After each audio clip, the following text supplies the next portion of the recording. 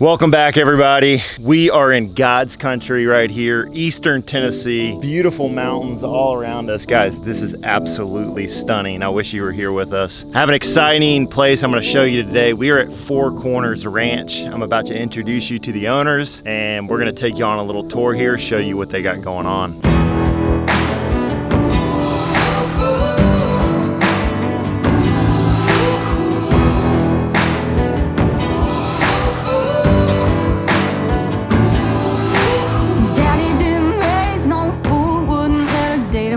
Till he taught her how to shoot. Daddy didn't play no games, wouldn't let her trade her name for a fake I do. Boy, you better know. If you don't know already, we are on an epic road trip across the nation. We are documenting different homesteads. We're calling it Tales of the 21st Century American Homesteader, where we are telling the story of how this generation is looking to the past and digging up that lost knowledge and bringing it into this generation, learning how to grow our own food. So I hope you stick around for this series, guys. This is gonna be exciting. So join us. We chose a Longhorn breed. Well, actually, Allen has always had a childhood fascination with them. But when we started doing some research, we recognized that they are a naturally lean breed. They are natural foragers, so they eat a broader spectrum of plant life than most commercial breeds do. They are naturally hardier than commercial breeds. In fact, pink eye and other common bovine illnesses pretty much run right through them easily. You know, it's not that they don't get them, but we rarely have to treat them. So which is nice. It's very nice. So we don't do any vaccinating. We very, very, very rarely will give antibiotics, and it's usually a calf that's been orphaned. Hi, sweetie.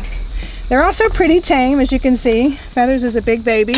A lot of people are intimidated by the horns, but really the horns are only dangerous this time of year when they're swinging their heads and trying to keep the flies off. This might be a dumb question, but why do they have long horns? Like, what's the purpose of the horns? Is that It regulates their body temperature.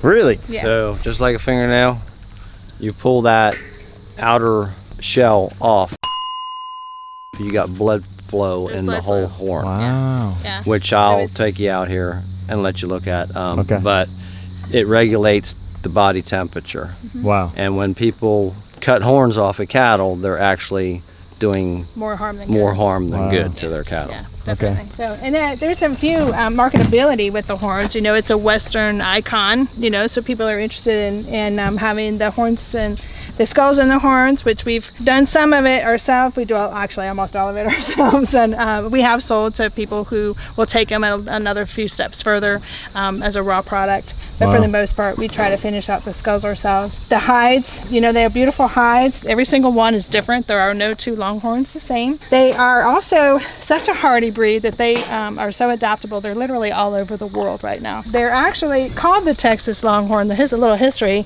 Because the state of Texas, and I believe Teddy Roosevelt in 1921 discovered that most of them had been hunted almost to extinction. They're a very fertile breed. Wow. So they were getting a little out of hand, and they were hunted to almost extinction, which is why the Longhorn skull in the desert is a very common scene back 100 and some years ago out in the West. So they got together in 1921 and then established the Wichita Reserve, Range. Is that what Wichita Range Reserve, and that is located in Oklahoma, and they had 100 head of cattle. Wow. That's what they were able to save. And so several families in Texas helped them take that and go a little further with the breeding stock. There's seven different families in the Longhorns. There's what we consider commercial Longhorns, which are just the ones. So they started with 100 head of cattle. Started with 100 head of Now cattle. they're all across the world. They're all over the world. Wow. Yep. They were That's almost correct. extinct, you know, like the bison, Yeah. because all they wanted was the hide. So Texas got the glory, basically, because, you know, it was primarily in Texas that they were able to save them. So yeah. Wow. It's just kind of neat. They've got a unique history. They also are the American Longhorn, or I'll call them American Longhorns, can be credited with the end of the Civil War, when they had to build the railroads from the East Coast to the West Coast. They shipped cattle east because of the starvation issue that was going on at that time, because there was so much death and despair, and lots of cities were on fire. And this is all stuff that we can't possibly, you know, imagine, but this was a couple hundred years ago. Yeah. So, but so it had a lot to do with. They were the U.S.'s first beef. Okay. The U.S., what we know as beef now, with all the commercial breeds, were not here. So our beef, we had no cattle in the U.S. So what happened was, our meat was, Bison, yeah. you know, the bison, and they took them to almost extinction. And so when the Spaniards come through, they brought the longhorns. So they were our first beef cattle in the U.S. Wow. And you can do your research on And that. consequently, they're not considered a beef animal according to the Beef Council. They want the money for them as beef animals, but so we don't qualify for any federal, state, or local subsidies, and that's just fine with me. It's just fine with us. We don't need it because we're self-sufficient here, as far as 100% consumer supported, and people really love to come and visit the longhorns, get to pet them. I mean, the boys are over here enjoying that, feeding them, and just getting a piece of history. As far as the meat goes, it's much leaner than commercial beef. It's particularly great for people who need to have need to have grass-fed beef, because there's no trimming, there's no fat trimming. There is just enough fat for marbling. It depends on the season that we harvest. In the winter, we have winter and spring with less fat. Summer and fall, more fat, just because they've been on grass for so long. So people talk about the issue of what to do with waste, and in this case, you're almost no kind of waste. alleviated from a lot of that because of the lean issue. So that's pretty cool. Yeah, we regularly net 65 to 70% of our harvest in edible meat. Well, that does include the organs. But a lot of people are coming back to grassroots and getting into the animal organs. So between the hide, the heads, the meat, they're just an incredible, marketable animal, and they taste great. That's a bonus. always a bonus. We did start to do rotational grazing. That's a big thing. I understand that. But the American bison and the longhorns are natural grazers. So we watched them this last year, because we. And when you say natural grazers, there's natural rotational grazers. Natural rotation. Yep. So they will leave a spot. We watched them do it in our little place in Washburn too, but we didn't really pay that much attention until we got out here. We had, 10 times more land. And it's fascinating, because I'm like, what are they eating in here? Because we know they have stuff up on the mountain to eat. Yeah. And then a few days later, that's where they are. They spend 2 or 3 days on the mountain. Yeah, too. when we were in Washburn, I'm like, what are they doing? Yeah. They would eat around this spot and walk off, and I'm like, that's the best stuff that they just didn't even touch. And there's But they were rotating themselves, and they'll go up to a tree and pull a limb down, and you'll have one cow holding a limb down for 5, 6 other cows while they eat the leaves off, and they'll take turns. If you sit and watch them, they'll take turns pulling limbs for each other so they can eat. It's really fascinating to watch. They're very community-oriented breed as well.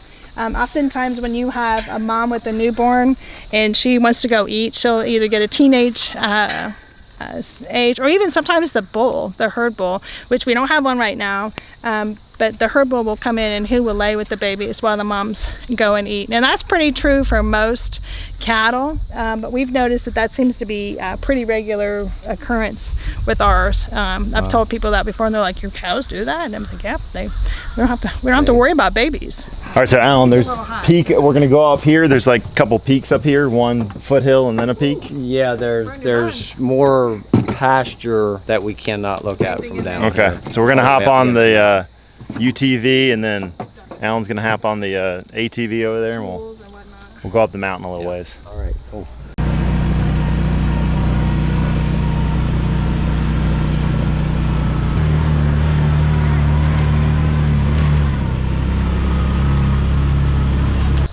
All right, can you imagine? Look at this view.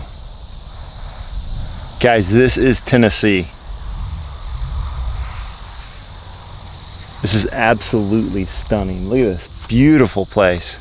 So off to our right here, we have the Clinch Mountain chain, and this is This is part of the Appalachian Mountains.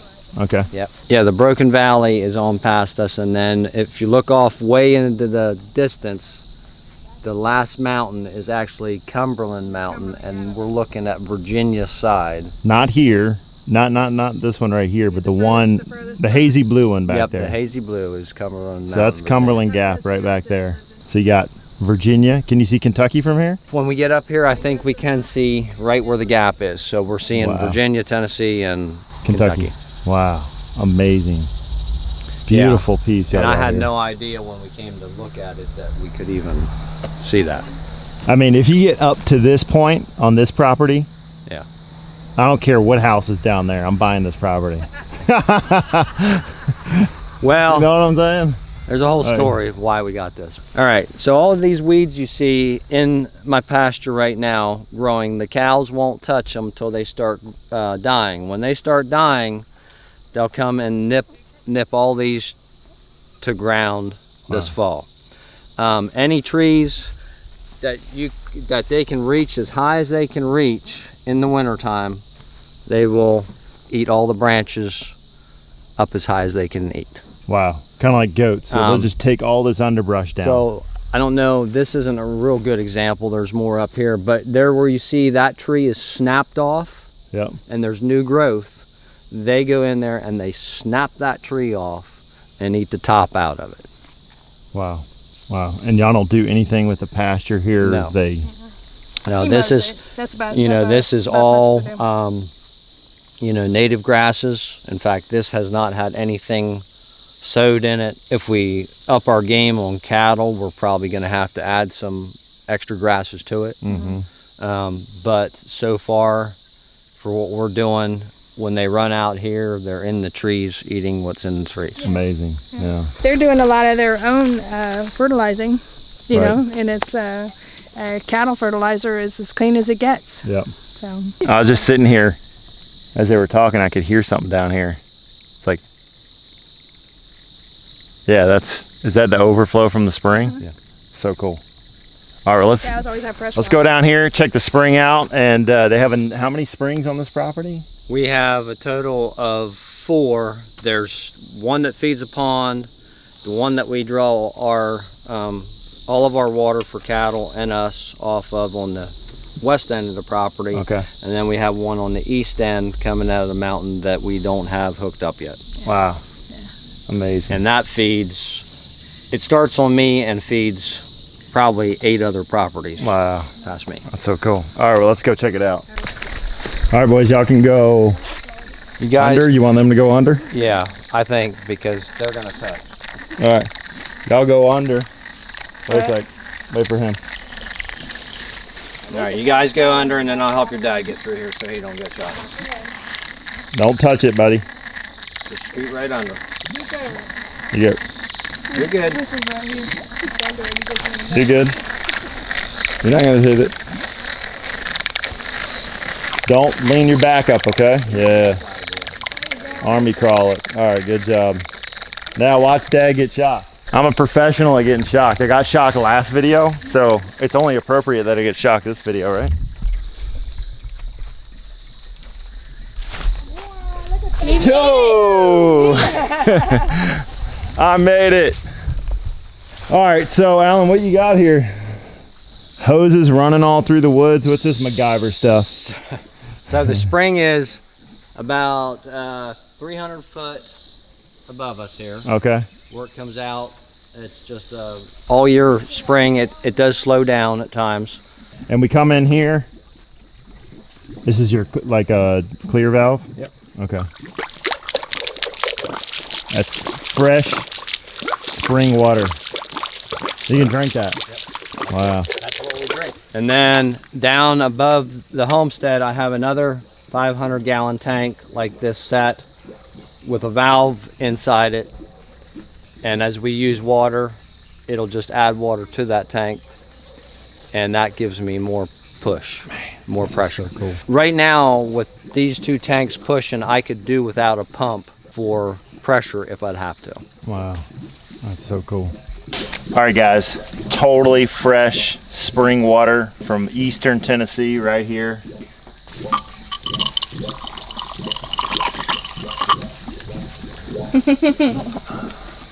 Tastes sweet. You want to taste it? Ready? He's gonna pour all over him. Is it good? Let me try it. Get your mouth under there first. I'll do it.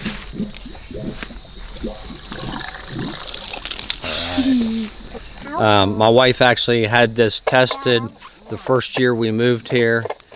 Hold on. After a rainstorm, Hold on. Stop. the water was actually cloudy coming through after the heavy rainstorm, Yeah. and she tested it, and it tested better than a spring water that's sold in our local stores here. Oh, I'm sure. Yeah. Big time. Yeah. Blew them away. In the sun over there, it's about, I don't know, it feels like 90 degrees. It's probably not 90 degrees. It says it's 82 degrees right now, but right here, it's about, feels like it's 72 degrees. It's a clear 10-degree difference. This is one of the coolest spots, this and where the water comes out of the spring on the whole property. Wow. So then you come out here, Alan, and you got watering trough. This is overflow off my big tank you were just looking at. Okay. And this, your cows are all They can spring come, fed. Yep, they can come Amazing. and drink it keeps flowing all the time. So I wonder what the difference is and what they're getting in the minerals here as traditional nasty, city or county water somewhere. And It's it got to never- have an effect on the meat. Right. Yeah. It does, and it never sits. Right. So like the tubs at my house that I pump into when they're down there, that sits. It gets warm, it gets green. You have to clean the tanks out from Right. time to time. This tank's never been cleaned. And this never sits because you got this tube coming in here, right? Yep. And this is filling from that tube over here, or from this tank over here in the woods, comes into this holding tank, but then falls out through this overflow here. And goes back into the coop. And so does this freeze in the winter? The top will freeze over, but it always keeps a spot open where it's bubbling up, Yeah. and it'll keep flowing. As Amazing. long as the spring is flowing the way it should, it won't freeze. So when we talk about, permaculture and any sort of sustainability on a property, this is the stuff that we're talking about, Yeah. You're harvesting the water from the land. It's coming in here. You're taking work off of y'all's table by not having to come up here and knock this thing from ice every single morning in the winter. And man, that's amazing. And you can see how clean the tank is. That this tank's been hooked up for going on 2 years now. So it's been 2 years in the heat, never been cleaned, and you can see how clean it is. Yeah. Check this It's got Fucker, silt. take the bottle out of there, bud. It's got silt in the bottom.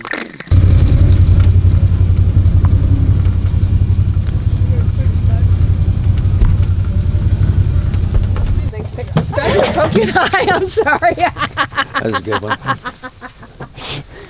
That was very unintentional, I promise. So that's how it is. That's how it's done. That's how you get a husband in check, right?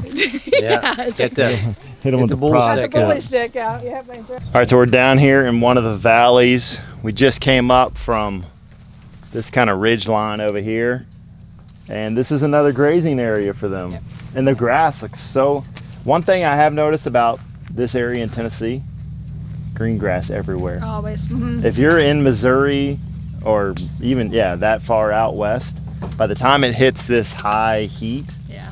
all this It's grass brown. just dies. It's Yeah. totally brown. And it does depend on the season. 'Cause we've had some dry summers where everything dries out. We had a drought back in 2016 when they had the fires down there in Okay. the Smoky Mountains. Yeah. And it was pretty bad then. But we've been fortunate, and being up here in this part of the state has been even more beneficial. I was explaining to him that we enjoy actually farming on the mountainside because all the water runs away. Yeah. So, so we raise and harvest longhorns for beef. It's a naturally lean beef. We do grass-fed and finished. Longhorns are natural foragers, so their beef is a beefier flavor because they eat a variety of plant life. We were doing retail sales primarily all the way up until this last year, and so now we're doing more bulk sales instead. And we enjoy sharing our beef and our farm with anybody who's interested. this is primarily production herd. We're not eating any of these guys. Yeah, These are our baby I makers. mean, we are. I mean, there's some that always has to be culled. Yeah. But There's 2 in here, but we won't tell you who. And I always tell people, don't fall in love, because there might be on a plate next week. That's right. They're beautiful animals. Yeah, they are. All right, we got started from an idea that was introduced to Allen by a family member. And hey, we got a little money. You guys want to start a farm? So he and Allen were going to make these arrangements and have this longhorn farm. And I said, well, I'm originally from suburbia, and I don't do poop. I don't do horns, and I don't do cows. So you have a good time. But actually, here we are 10 years in, and I do poop, and I do cows, and I do longhorns pretty good, actually. As it turns out, we were sorely unprepared for the demand for grass-fed beef in this area, and we have been basically running without boots to catch up ever since. So we believe strongly in the breed, just their hardiness, their great nature, the tastiness of the beef. We believe in being responsible stewards for the land and using everything that we can from the animal as well. We don't vaccinate. We do not give antibiotics unless it's absolutely for the saving of the life, and it's never for an animal that's being used for meat. We also don't. I can't say that we're organic, but we're what organic was about 100 years ago. So we raise as naturally as possible. We use as many minerals, locally sourced items that we can to...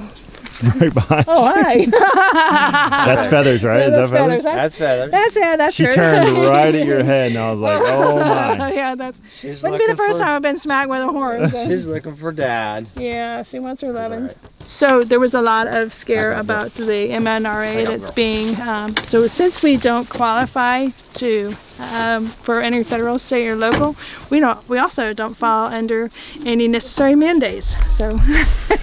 And guys, this is what you call beyond organic, really. Correct. That's what it is. I know there's a lot of people out there that might not understand the organic world that well, but there is a side of farming that is way beyond what you can get at the grocery store, and this is really what this is. Yeah, that's really what it is. And it's using, we were particular about the breed because we knew that we were in the mountains, and they have shown up and shown out what they're capable of doing as far as how they can upcycle the roughage, the ground. They will eat leaves from trees. They will eat cedars. They're just an amazing breed. So I grew up on a semi-large chicken, hog, and steer farm when I was growing up. Where was that? In Pennsylvania. Yeah, okay. But it was going towards the commercial side.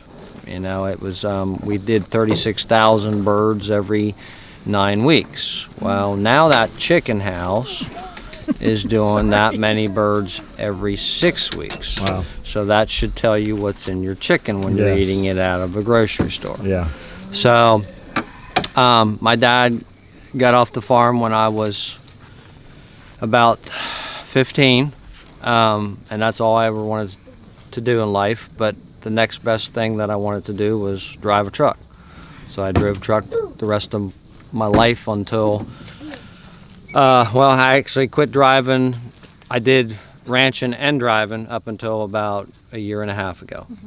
I did both. And I used to drive through Ohio, Darrell Dickinson Longhorn Ranch. They got like 2,000 acres up there. And I used to look off the highway, and I've always had an attraction to longhorn cattle, but never thought I could have them. So when the opportunity came, I already knew what I wanted.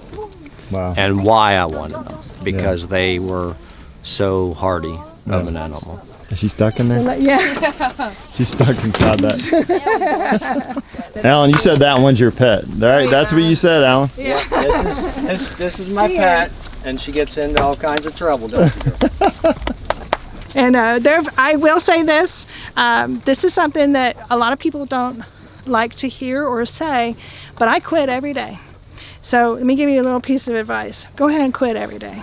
Just pull up your bootstraps and keep going anyway, because it is a difficult lifestyle. We have gone from doing retail beef to more homesteading, which is a whole lot harder of a change than I thought it was going to be, because we're not, you know, running off all the time. Now we're more like, oh, we're more interested in being involved with our land and having people come to us, and we're learning. It's an ongoing learning process, because the environment doesn't stay the same, right? It changes as well. So yeah, we quit every day, but the next morning we're back in it. Yeah. You know, we can romanticize this lifestyle all we want, but when it comes down to it, there's going to be those moments where you come outside, it's 100 degrees or 90 some degrees, it's humid and nasty out, and you just don't feel like doing it. So totally. All right, so someone's watching this right now, they're sitting in a cubicle, they hate their job, they've always wanted to do this, or it's that person that's been homesteading small scale for a while, they want to step it up a little bit, someone wants to get into cattle. What do you recommend? How do you get here? We got here by accident, so No, nothing is an accident. yeah, okay, very true. There's a lot of divine intervention, I guess. I guess my advice would be go out and don't try to buy a whole herd at one time. A whole herd of mamas with babies on them, and then find out that you have a major demand for beef. That's what we did. That's what I did. Yeah, so But it was okay. Go get yourself a couple proven cows that have been proven, already had babies, and if you want your own bull, get your own bull. But if you don't, there's always, especially in the longhorn world, there's always another bull that you can lease to breed your cows.